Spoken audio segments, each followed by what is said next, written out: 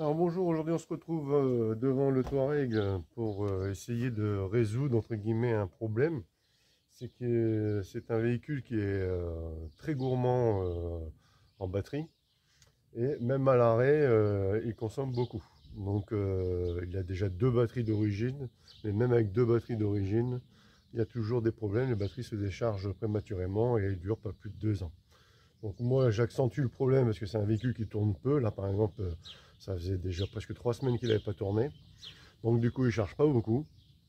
Et du coup ce que je vais lui faire c'est lui mettre un coupe batterie. Donc,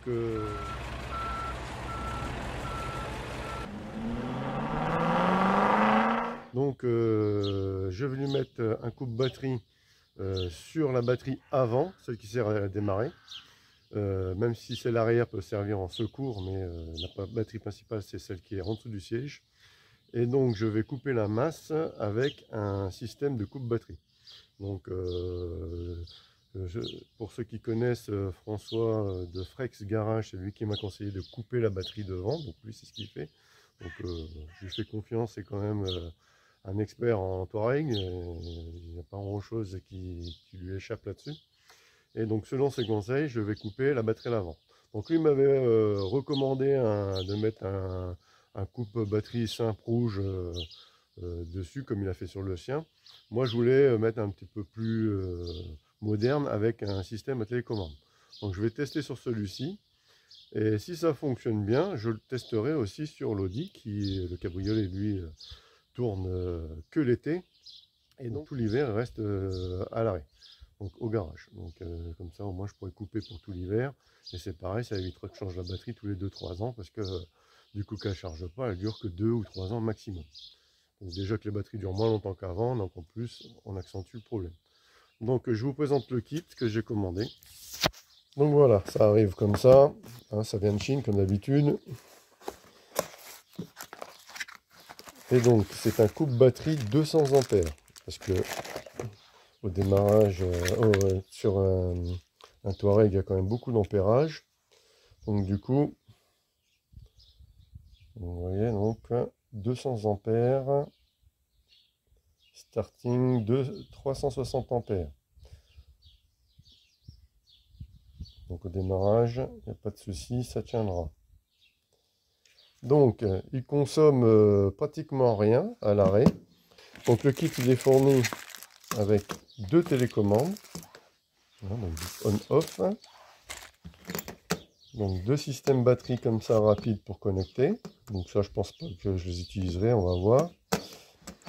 Et donc une cosse 100 ampères. Donc ça on verra bien si je peux l'utiliser ou pas. Et une barrette de coupure. Donc je vais regarder à ça. Donc la notice elle est toute petite, écrit en tout petit. Donc c'est écrit en anglais tout ça, mais de toute façon j'ai regardé le principe sur le site, sur le site d'achat, et c'est quand même pas compliqué à brancher, donc je devrais m'en sortir. Donc premièrement, je vais déjà, puisque ça se trouve en dessous du siège, je vais déjà relever le siège et le mettre en position pour pouvoir travailler dessus. Donc voilà, ça se situe ici.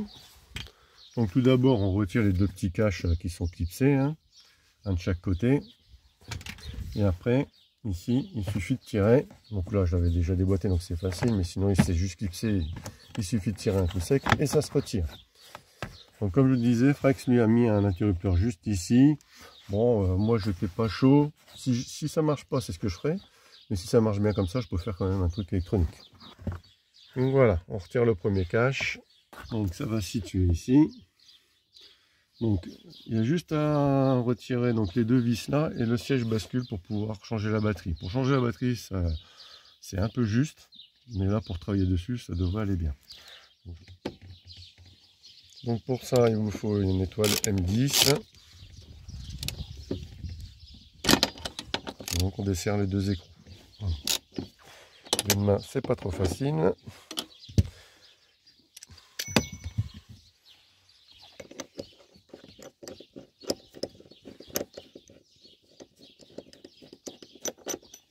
Voilà. Donc j'ai déjà retiré l'autre. de côté. Donc la masse elle est juste là, donc ça ne sera pas compliqué pour raccorder. Et la batterie elle est juste là. Donc là ça y est, donc là il va pouvoir basculer. Vous voyez, c'est pas compliqué.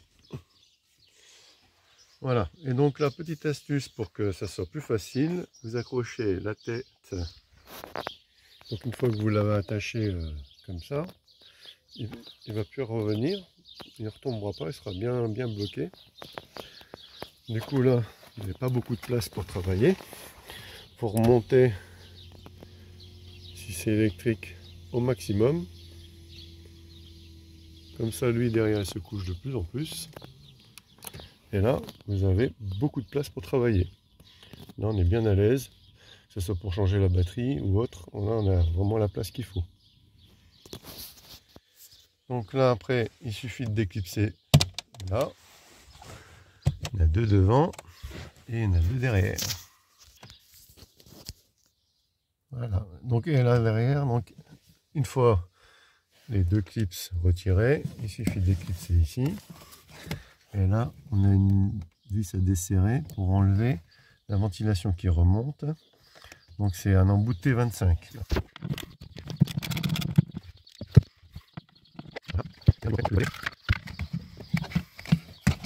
Et comme ça, on peut accéder en dessous. Donc là, il y a juste à le replier. Donc là, on a de nouveau deux clips à enlever pour retirer le cache. C'est un peu chiant à retirer, mais ça le fait.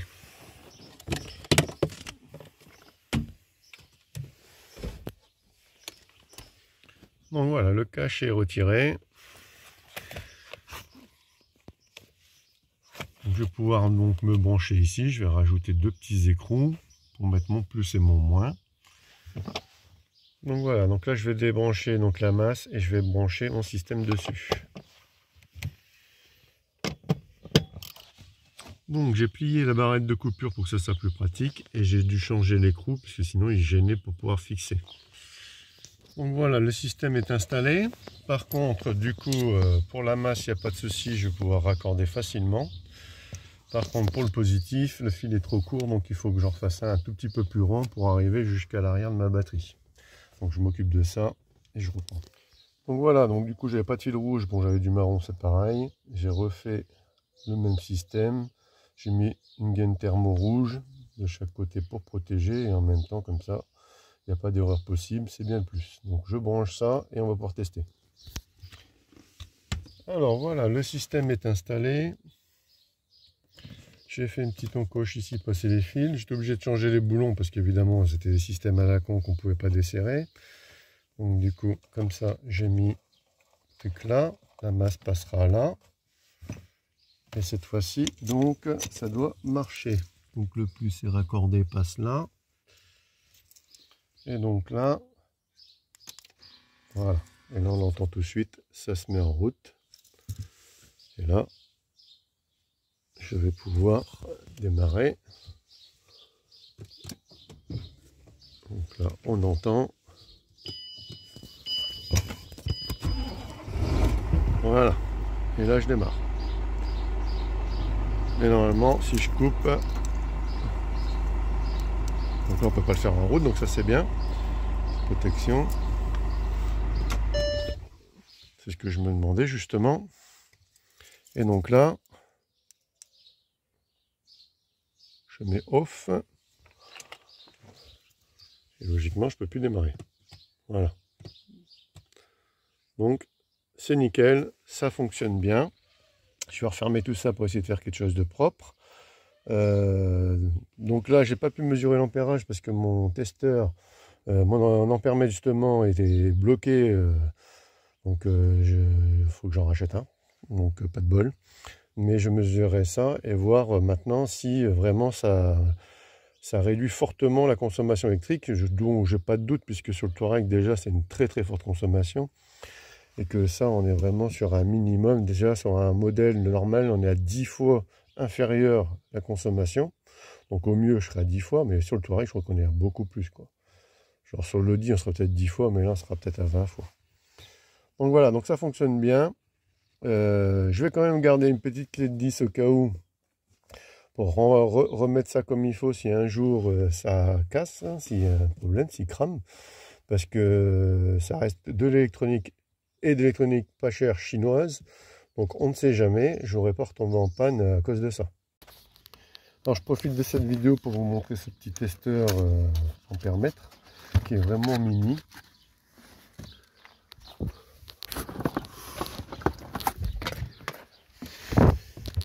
Donc ça c'était mon ampère-mètre que j'avais depuis 30 ans, qui était bien pratique mais qui ne fait pas ampère-mètre AC et DC. Donc il fait que le courant alternatif.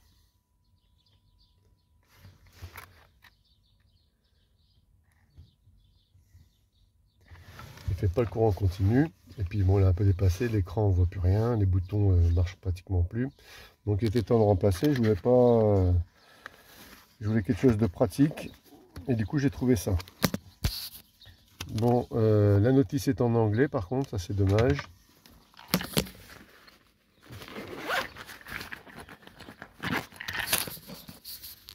Mais il n'y a pas grand chose à savoir dessus, donc du coup c'est pas très grave. Il est assez fourni, donc il est assez fourni.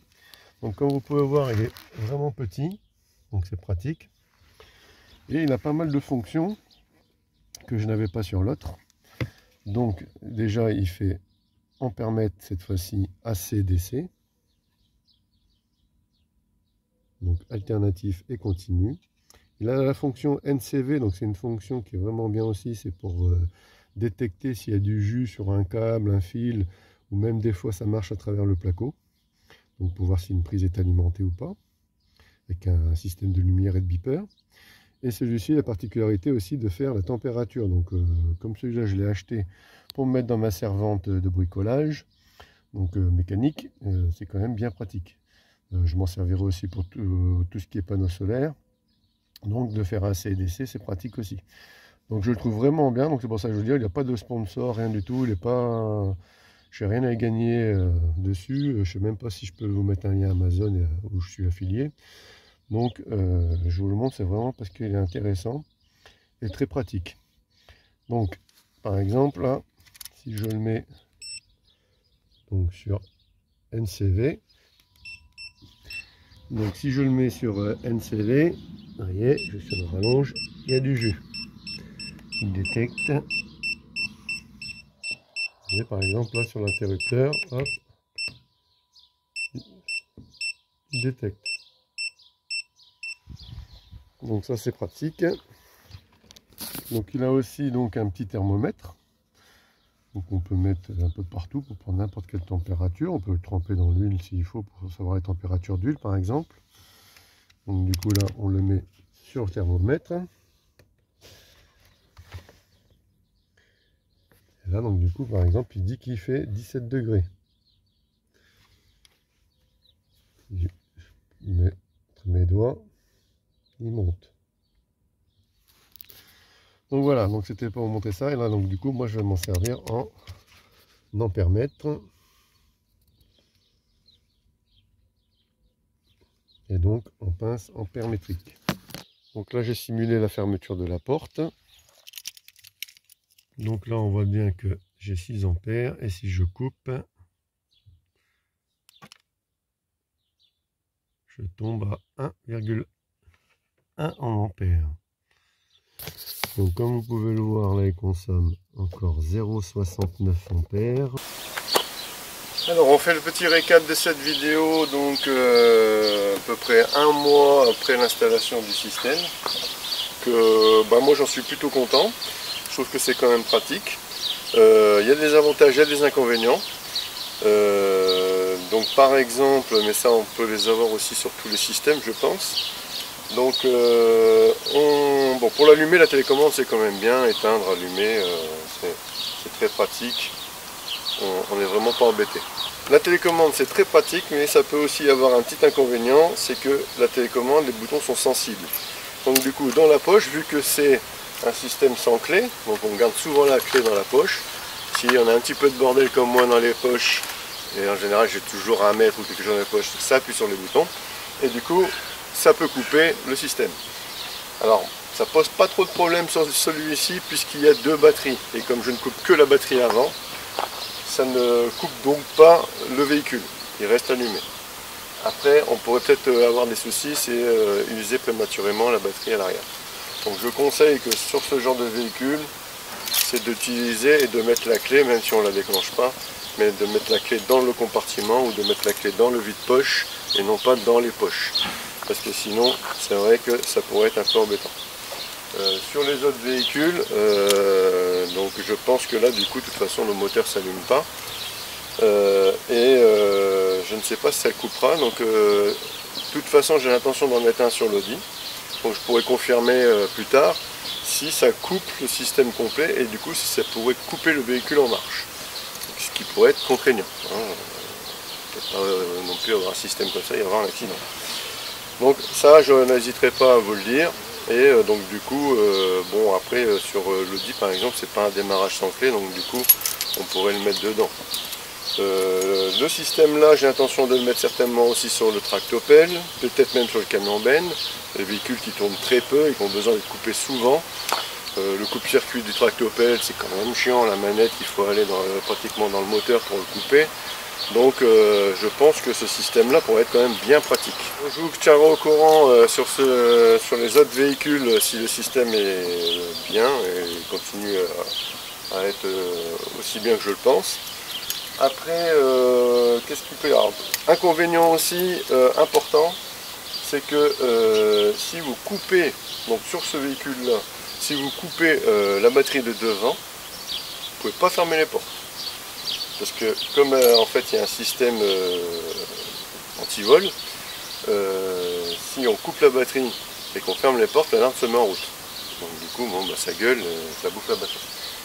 Donc moi de toute façon je ne ferme jamais les portes à l'intérieur du garage, donc ça ne me pose pas de problème. Par contre ça pourrait poser problème si quelqu'un a son véhicule qui dort dehors.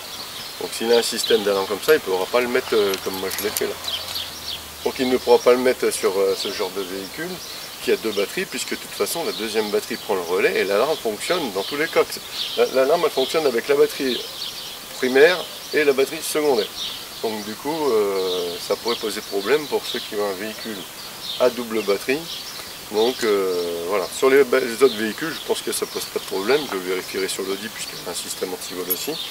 Mais une fois que la batterie est coupée, de toute façon il n'y a plus aucun moyen de... Il n'y a plus d'énergie, donc il n'y a plus le système anti-vol s'éteint. Donc voilà, sinon je suis un petit peu surpris, c'est que je pensais, alors est-ce que j'ai bien pris les mesures, peut-être que notre ami Frex pourra bien me le dire. J'ai comparé par rapport à ces données, il y a des données qui sont un petit peu cohérentes, il y en a d'autres qui sont pas tout à fait pareilles. Ce que je constate, c'est que ça consomme environ 6 ampères, que ça réduit à 1,5 quand on ferme les portes, à 1,2 je crois quand on réduit les portes, et que par contre porte fermée, avec le système coupé, on descend à moitié. Je pensais descendre beaucoup plus bas, donc le système qui consomme un petit peu, et donc du coup économiser quand même la batterie. Donc là ça divise par 2, donc c'est déjà bien. Le véhicule tourne quand même au minimum une fois par mois, donc la batterie se charge quand même. Donc voilà, donc dans l'ensemble je suis satisfait du système. Je vais le tester encore pour voir. Et du coup je testerai aussi sur plusieurs véhicules pour voir si ça se concrétise. Donc voilà, donc bientôt une nouvelle playlist sur le produit Makita. On commence par l'aspirateur portable de chez Makita. Donc je vous dirai ce que j'en pense, s'il est bien, c'est un produit de base. Et donc je vous mettrai aussi bien les produits qui fonctionnent que les produits qui ne fonctionnent pas. Donc ce sera des courtes vidéos de 3-4 minutes je pense. Sur les produits, j'ai quand même beaucoup de produits depuis une vingtaine d'années maintenant que j'utilise Makita. Donc je pourrais dire ceux qui fonctionnent bien, ceux qui fonctionnent moins bien et ceux qui ne vont pas du tout. Il y en a 2 ou 3 à éviter. Ça vous évitera de faire les mêmes bêtises que moi. Alors, il y en a des pas trop chers que j'ai acheté, mais il y en a des chers qui sont vraiment décevants. Donc voilà, donc il y a de tout de chez Makita, il y a du bon, il y a du mauvais comme partout. Donc ça vous permettra peut-être d'éviter de faire les mêmes conneries. Et je vous mettrai les liens pour avoir les meilleurs prix, en tout cas que moi j'ai pu trouver, parce que pour comparer d'autres grandes marques de distribution que beaucoup achètent maintenant, pour le même prix maintenant on a du Makita, donc il n'y a quand même pas photo sur une visseuse Makita ou hein, pour pas citer Lidl, Aldi et d'autres. Je pense qu'on est quand même sur autre chose en prenant du Makita si on a des prix malins. Donc voilà. Donc n'hésitez pas à mettre le pouce, de commenter et de vous abonner. Allez, à plus.